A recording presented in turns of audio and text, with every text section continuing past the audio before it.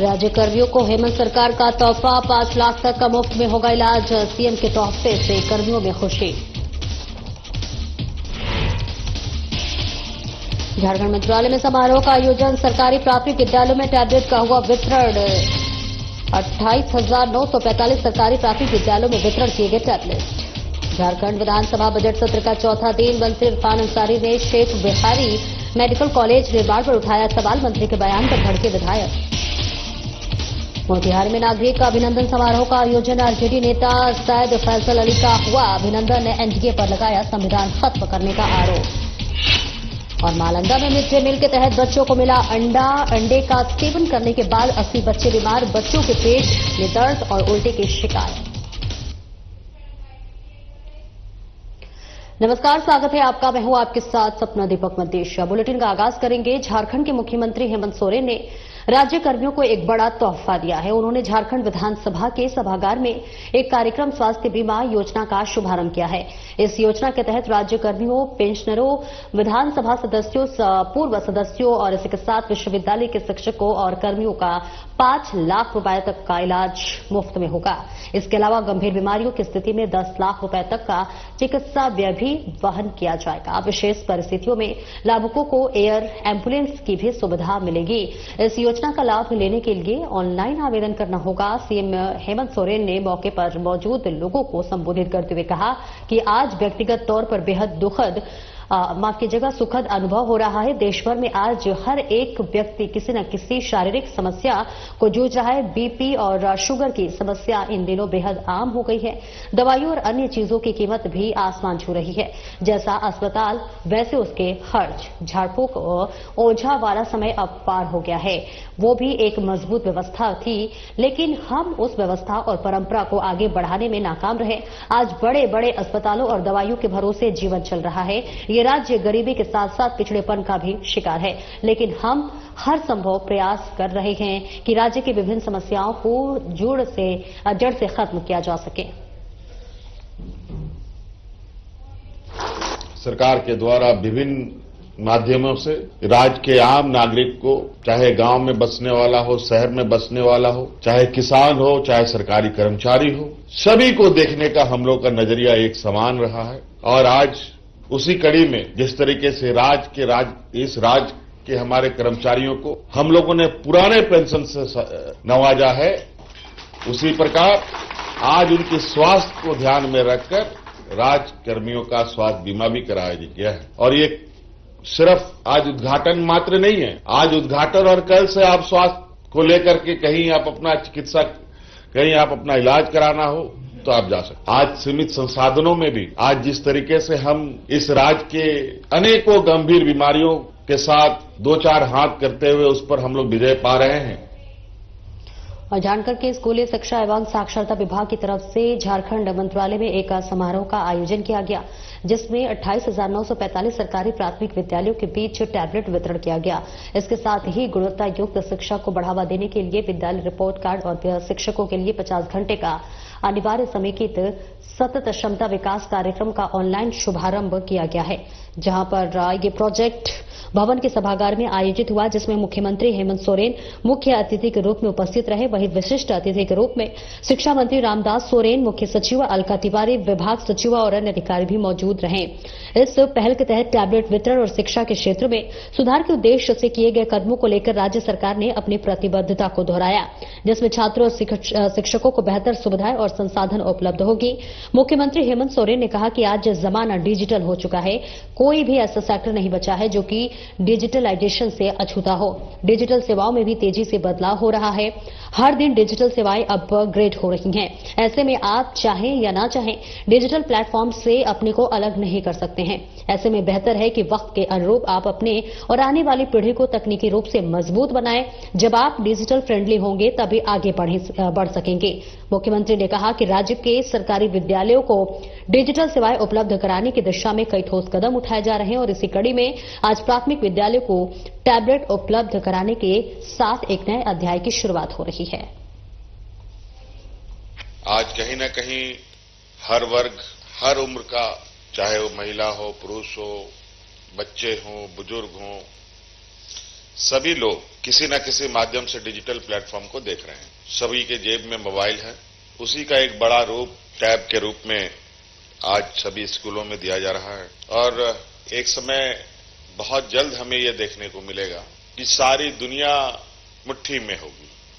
आज बच्चे डिजिटल के क्षेत्र में इतना आगे निकल जा रहे हैं कि बहुत सारे लोग तो आज उनसे कई कदम पीछे हैं। इसलिए उनको भी बढ़ाना है, हमें खुद भी बढ़ना होगा, तभी इस तकनीक का बहुत सदुपयोग होगा। हम लोगों ने समय समय पर राज्य के होनहार बच्चों को और उसके साथ साथ पढ़ने वाले राज्य के सभी बच्चों को शिक्षा को लेकर और बेहतर आगे बढ़ें, इसके लिए हमने अलग अलग माध्यमों से उनको प्रोत्साहित भी करने का काम किया।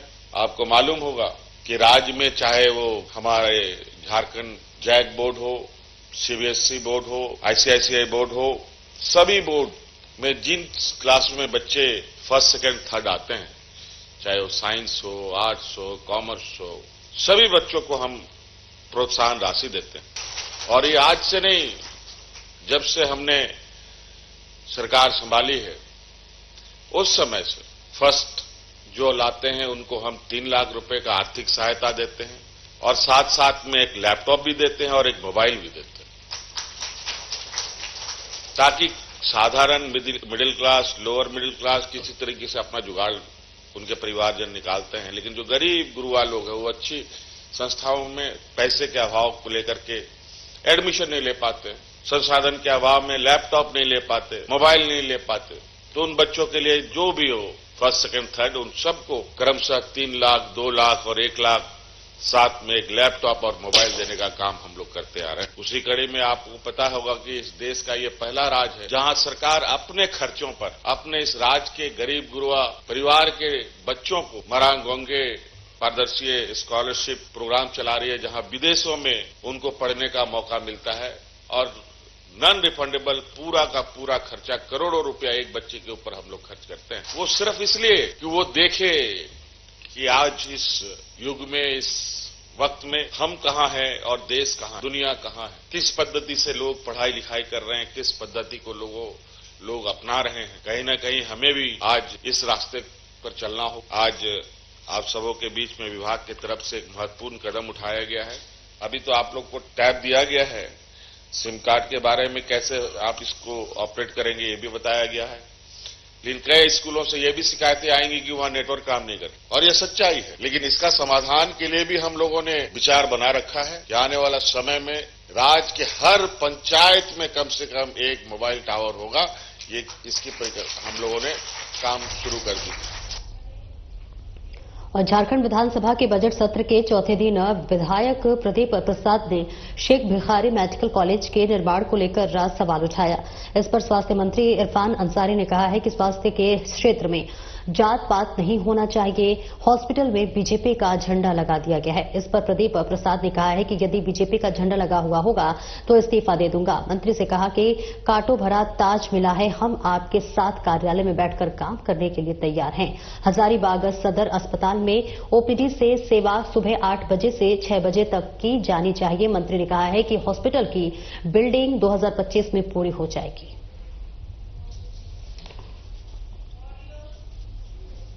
माननीय सदस्य प्रदीप प्रसाद जी। अध्यक्ष महोदय, जो सरकार की तरफ से उत्तर दिया गया है महोदय, उससे मैं बिल्कुल असंतुष्ट हूँ। खंड 1 और खंड 2 का उत्तर जो दिया गया है अस्वीकारात्मक दिया गया है और बिल्कुल गलत और असत्य है। खंड 1 के संबंध में कहना अभी तक मेडिकल कॉलेज से अस्पताल का निर्माण अधूरा है। वही खंड 2 में गलत बयान दिया गया है। अभी शेख भिखारी मेडिकल कॉलेज से अस्पताल को सदर अस्पताल हजारीबाग में स्थानांतरित करके चलाया जा रहा है। खंड 3 में उत्तर में स्पष्ट है, शेख भिखारी मेडिकल कॉलेज हजारीबाग में इलाज संबंधी प्रक्रिया उत्क्रमित सदर अस्पताल से संचालित किया जा रहा है। तो फिर खंड 2 में सदर अस्पताल के स्थानांतरण की बात पर अस्वीकारात्मक क्यों दिया जा रहा है?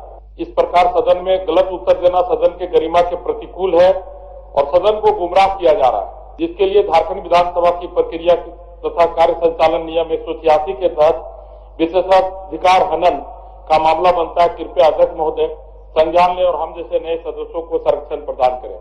वहीं 400 बेड मंत्री का जवाब आप सुन लीजिए, पहले जवाब सुन लीजिए।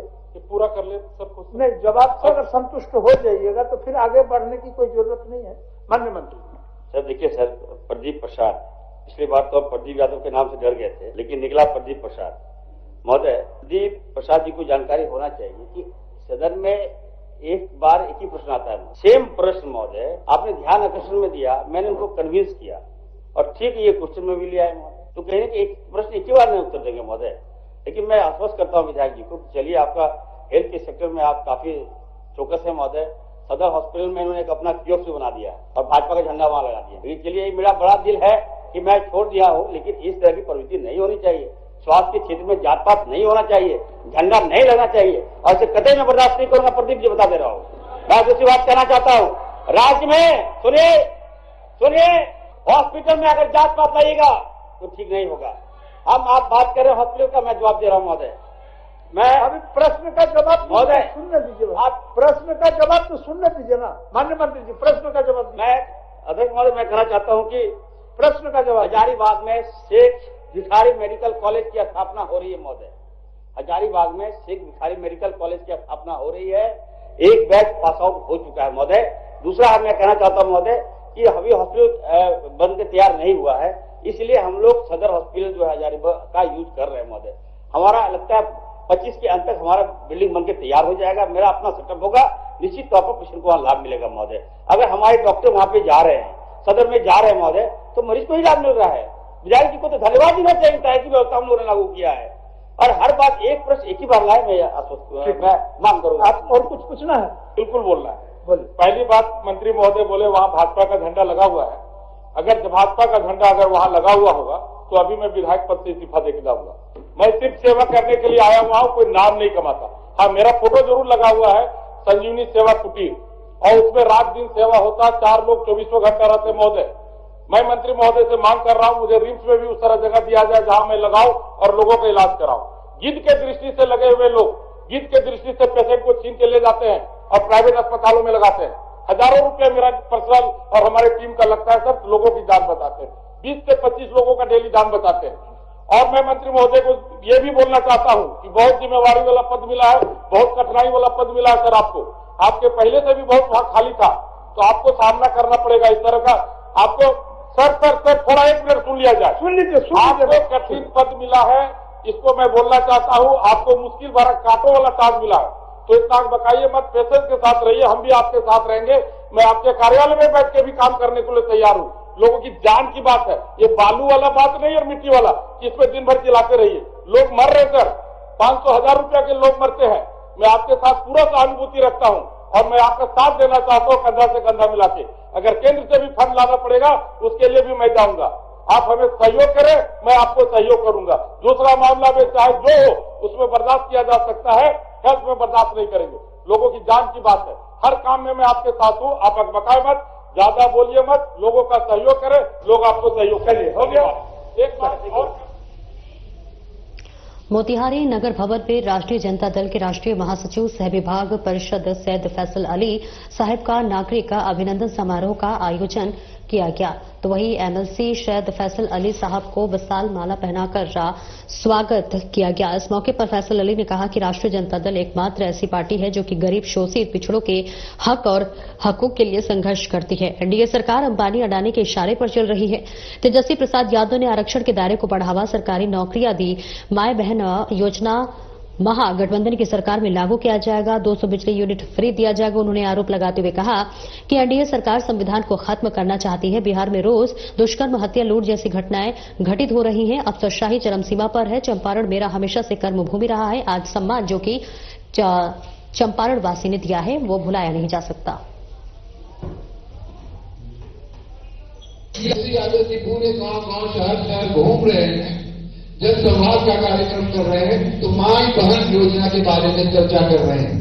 देखिए, इस बात को हम सब जानते हैं कि अगर घर की महिला खुश है, घर की महिला का आप ध्यान रख रहे हैं, तो न सिर्फ एक परिवार का बल्कि पूरे समाज का निर्माण कर रहे हैं। और ये सोच तेजस्वी यादव की है कि महिलाओं का सम्मान किया जाए, महिलाओं के हाथ में सशक्ति दी जाए, महिलाओं को आर्थिक शक्ति दी जाए, जो बहुत महत्वपूर्ण है। और इसलिए उन्होंने ये अनाउंस किया है, ये घोषणा की है कि हमारी सरकार बनते ही हर एक महिला को मासिक 2500 रुपए की मासिक सपोर्ट दिया जाएगा। अब आप ये सोच के देखिए कि हर घर में, हर परिवार में 2-4 महिला होती है, अगर 4 महिला भी किसी परिवार में है तो 10,000 रुपए की राशि उसको घर घर में पहुंचेगी।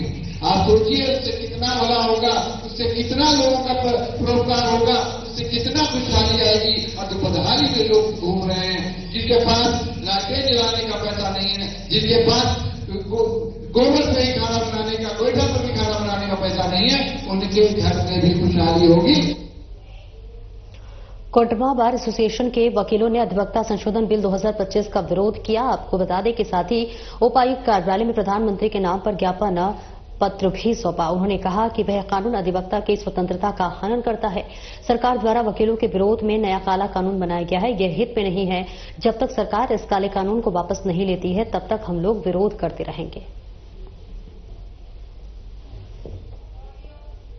में अभी कानून बनी नहीं है और गवर्नमेंट की ये पॉलिसी रहती है कि पहले अमेंडमेंट ऐसी लाओ, उसमें ऐसी बातें डाल दो, कुछ दिन के बाद में उसको फिर रिव्यू में डालो और फिर समय पा करके उसको लागू करा दो।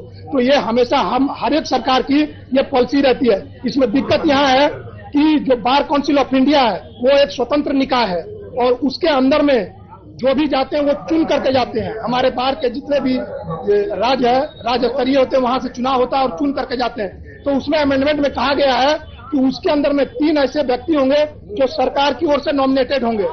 ये एक स्वतंत्र निकाय है और कोई भी वकील नहीं चाहेगा कि किसी भी तरह के उनके ऊपर अंकुश लगाया जाए, क्योंकि ये स्वतंत्र निकाय है। ये केवल केस नहीं लड़ते हैं, जनता की भी आवाज को उठाते हैं। अधिवक्ता संशोधन विधेयक 2025 जो लाया गया है, ये पूर्णतः अधिवक्ताओं के हित के विरुद्ध है। और क्योंकि अधिवक्ता एक समाज सेवी भी होते हैं, राष्ट्र सेवी भी होते हैं, तो अधिवक्ताओं के विरुद्ध है, तो अप्रत्यक्ष रूप से यह आम जनमानस के भी हित में नहीं है और यह पूर्णतः न्यायोचित नहीं है। और इसमें कई ऐसे प्रावधान किए गए हैं कि विदेशी फॉर्म आकर के यहाँ पर वकालत करेगा। उसके बाद फिर है जो हम लोग का इलेक्टेड बॉडी है बार काउंसिल ऑफ इंडिया का, वो एक स्वतंत्र निकाय है। वहाँ पर भारत सरकार का भी 2 या 3 मेंबर भारत सरकार के लोग रहेंगे, जो कि यह भी उचित नहीं है। हजारीबाग जिले में राष्ट्रीय यक्ष्मा उन्मूलन कार्यक्रम के तहत जिला स्वास्थ्य समिति ने एक प्रेस वार्ता का आयोजन किया। बताते चले कि इसका मुख्य उद्देश्य जिले को टीबी मुक्त बनाना है। ऐसे के साथ इस अभियान के तहत सभी ग्राम पंचायतों में घर घर जाकर टीबी के लक्षणों की व्यापक जांच की जाएगी, जिससे प्रभावित व्यक्तियों की पहचान कर उन्हें निःशुल्क उपचार प्रदान किया जा सके। इस 100 दिवसीय जन जागरूकता सह जांच अभियान की अवधि 7 दिसंबर 2024 से 16 मार्च 2025 तक निर्धारित की गई है। इस दौरान सहिया और अन्य स्वास्थ्य कर्मी घर घर जाकर संभावित टीबी मरीजों की पहचान करेंगे। संदिग्ध मरीजों की निःशुल्क एक्सरे और बलगम जांच की व्यवस्था की जाएगी। इस अभियान का उद्देश्य टीबी के प्रति जागरूकता बढ़ाना और समय पर उपचार सुनिश्चित करना, ताकि हजारीबाग जिले को टीबी मुक्त बनाया जा सके। वार्ता जो है हम लोग का ये 100 डे टीबी एलिमिनेशन में निर्देश भी था कि आपको समय समय पर वार्ता, प्रेस वार्ता करते रहना है, जिससे कि आम लोगों तक इस कार्यक्रम की जानकारी पहुंचे। और प्रेस वार्ता के माध्यम से और आप लोगों के माध्यम से ही अंतिम व्यक्ति तक टीबी के बारे में जानकारी पहुंचती है। और विशेष करके जो मेरा कैंपेन चल रहा है, जो 7 दिसंबर से 17 मार्च तक। बोकारो के धनबाद पुरुलिया रोड स्थित बाबा भूतनाथ मंदिर के पास एक भव्य त्रिशूल की स्थापना 4 लेन डिवाइडर के पास की गई है। इस प्रेरणा जो है जायसवाल परिवार को काशी विश्वनाथ में लगे त्रिशूल को देखकर मिली है। इस त्रिशूल की स्थापना महाशिवरात्रि के दिन की गई है। यहाँ बाबा भोलेनाथ का मंदिर काफी प्राचीन है और इसे भूतनाथ मंदिर भी कहा जाता है। सड़क चौड़ीकरण होने के बाद आने जाने वाले राहगीरों के अलावा यहाँ लोगों को भी मंदिर का पता नहीं चल पाता था। इसको देखते हुए इस त्रिशूल की स्थापना की गई है और इस रास्ते से गुजरने वाले, चाहे वो वाहन चालक हो या फिर राहगीर, सभी रुककर यहाँ पर बाबा का आशीर्वाद लेते हैं। मंदिर के पुजारी का कहना है कि बिना बाबा भोलेनाथ के आदेश से कुछ नहीं हो सकता। लोगों से बाबा का मंदिर ओझल हो रहा था और इसी कारण से इस त्रिशूल की स्थापना की गई है, ताकि दूर से ही पता चल सके कि बाबा भूतनाथ का मंदिर आने वाला है। त्रिशूल को कोलकाता से बनवाया गया है, जो काफी भव्य और ऊंचा है। चूंकि यह भूतनाथ धाम एक अद्भुत मंदिर है और मेरा बचपन से इस मंदिर के प्रति लगाव मेरा और मेरे परिवार का रहा है। तो जब से डिवाइडर बना है रोड में, तब से मंदिर कुछ अदृश्य सा हो गया था। कितनी बार हमने भी यहाँ से रोड क्रॉस किया तो ध्यान नहीं आया कि कब मंदिर आया, कब चला गया, जबकि आते जाते प्रत्येक व्यक्ति इस मंदिर में रुकते हैं। तो मेरे मन में विचार आया कि ऐसा कुछ स्मृति चिन्ह प्रतीक चिन्ह लगे जिसे दूर से आभास हो गया हाँ मंदिर आ रहा है या मंदिर आ गया है। इसी क्रम में बनारस घूमने के दौरान मैंने देखा कि भव्य त्रिशूल का वहां उन्होंने स्थापना कर रखा है, तो मेरी प्रेरणा जगी कि एक ऐसा ही त्रिशूल रोड के बीचों बीच डिवाइडर में लगाऊं जिसमें रेडियम भी लगा रहे, ताकि रात में दूर से यात्रियों को आभास हो जाए कि हाँ मंदिर आ रहा है। और त्रिशूल का मतलब होता है 3 शूल, जिसमें 3 शूल है और महादेव और माँ जगदम्बा का ये विशेष अस्त्र है और हमारे सनातन संस्कृति में एक ये पहचान भी है। और भगवान भूतनाथ भूतेश्वरनाथ के सम्मुख ये रखा गया है कि जैसे अभी जायसवाल जी ने बताया कि ये रोड जब चौड़ीकरण हो गया उसके बाद बहुत सारे यात्री आते थे धनबाद से, रांची से, जो यहाँ के परमों परम इंतजार करते थे कि चास पार हो गया, मंदिर कब पार हो जाता था पता नहीं चलता था। परम शिव भक्त भगवान भूतेश्वरनाथ का परम भक्त परिवार है ये। मुजफ्फरपुर जिले के स्थित एक निजी होटल सभागार में विराट लोहार सम्मेलन का आयोजन किया गया, जिसमें विराट लोहार सम्मेलन समीक्षा बैठक और प्रेस वार्ता किया गया।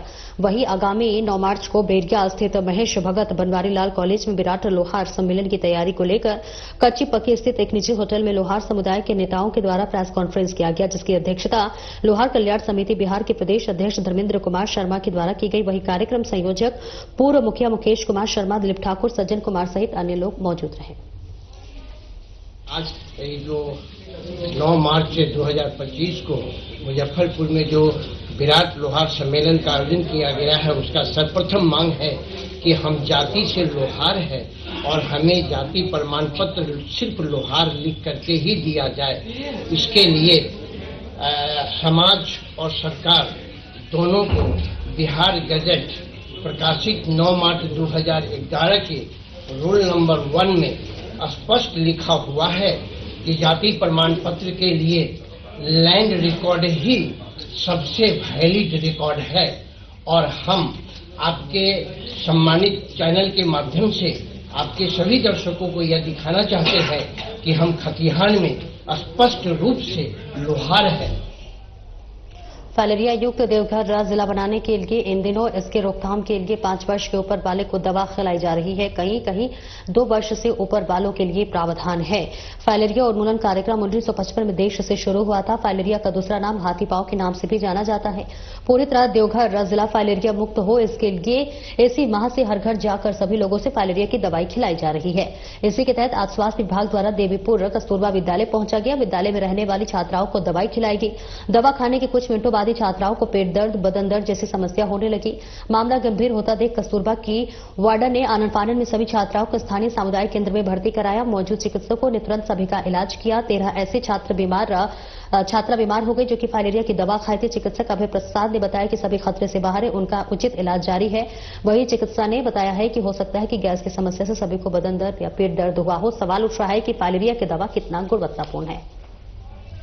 अचानक फाइलेरिया का दवाई खाए तो और स्कूल में पेट दुख रहा है, पेट दर्द होने लगा। हाँ। तो कितना बच्चा को हुआ है? 13।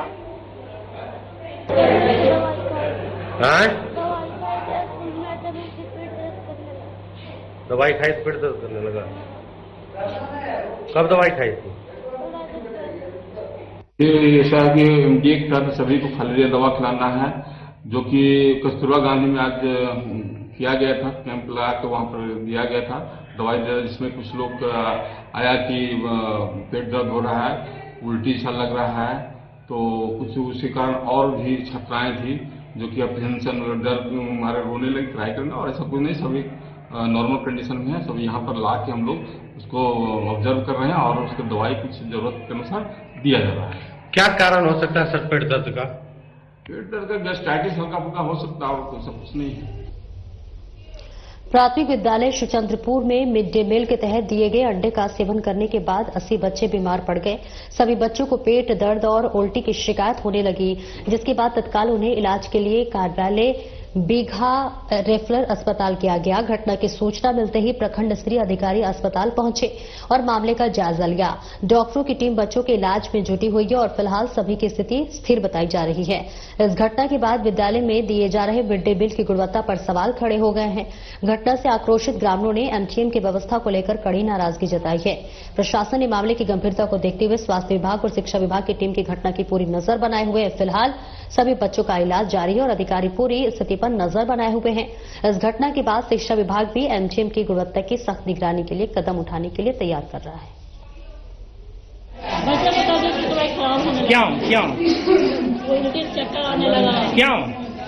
क्यों तो क्या बताएं? मतलब एक ही साथ सब बच्चा बीमार होना क्या? नहीं हुआ है, बारी बारी से हुआ है। तो बारी बारी से आज ही न हुआ कि कल भी हुआ था? नहीं, आज हुआ। आज ही बारी बारी से क्या हुआ? मतलब घर से कुछ लोग एकाएक खाना खराब खा के आया था कि यही का कुछ दूषित खाना? नहीं, 2 बजे के बाद हुआ था। तो मतलब क्या आशंका क्या है आपको? ऐसे तो अच्छा है कि अंडा खाए उसके बाद तबियत खराब। आप कन्फर्म है ना कि अंडा खाने से हुआ है? बच्चा तो यही बोले कि अंडा खाए में आए ना, उसके बाद ज्यादा होने लगा। फिलहाल इस बुलेटिन में इतना ही। नमस्कार।